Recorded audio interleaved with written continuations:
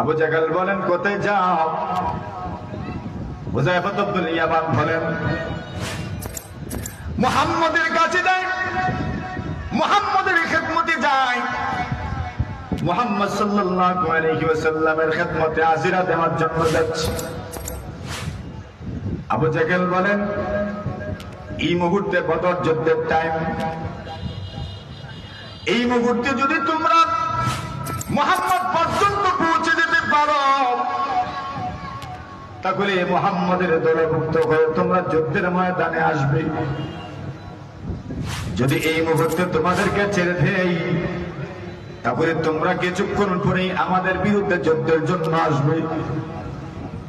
সুতরাং যদি দুইজনকেই আমরা রাস্তা রোধ করতে পারি, গতিরোধ করতে পারি, দুইজন সৈন্য আমাদের বিরুদ্ধে যুদ্ধে আসলো না, এই জন্য আমরা তোমাদেরকে যেতে দিব না।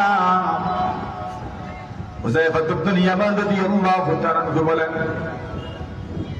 আমরা যুদ্ধে আসব না, ওয়াদা করলাম, এরপর আমাদেরকে ছেড়ে দিন, আমরা মুহাম্মদ সাল্লাল্লাহু আলাইহি ওয়াসাল্লাম পর্যন্ত পৌঁছে যাই, আমরা তোমাদের বিরুদ্ধে যুদ্ধে আসব না, মুহাম্মদের পক্ষে তোমাদের বিরুদ্ধে যুদ্ধে আসব না।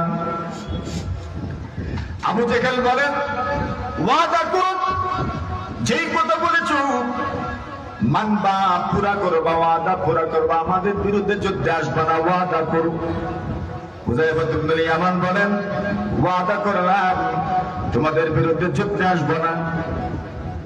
হুযায়ফা ইবনুল ইয়ামান এবং ওনার আব্বা জান নবী আলাইহিস সালাতু ওয়াস সালাম পর্যন্ত পৌঁছে গেলেন। এইবার সাহাবায়ে কেরাম বলেন, ইয়া রাসূলুল্লাহ, ইয়া হাবিবাল্লাহ, এমনিতে আমাদের সৈন্য সংখ্যা কম, আমাদের অস্ত্রের সংখ্যাও কম, আমাদের বাহনের সংখ্যাও কম, এই দুইজনকে আমাদের সঙ্গে যুদ্ধে নিয়ে যান। রাসূলুল্লাহ সাল্লাল্লাহু আলাইহি ওয়াসাল্লাম বলেন, না, এই দুইজনকে আমি যুদ্ধে নিতে পারি না। কেন পারেন না ইয়া রাসূলুল্লাহ?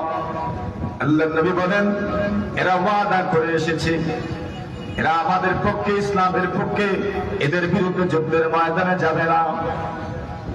সাহাবীগণ বলেন, ইয়া রাসূলুল্লাহ, ইয়া হাবিবাল্লাহ, এই ওয়াদা তো স্বতঃস্ফূর্ত ওয়াদা নয়, দিল থেকে ওয়াদা নয়, মন থেকে ওয়াদা নয়, আনন্দ চিত্তে কোনো ওয়াদা করা হয় নাই।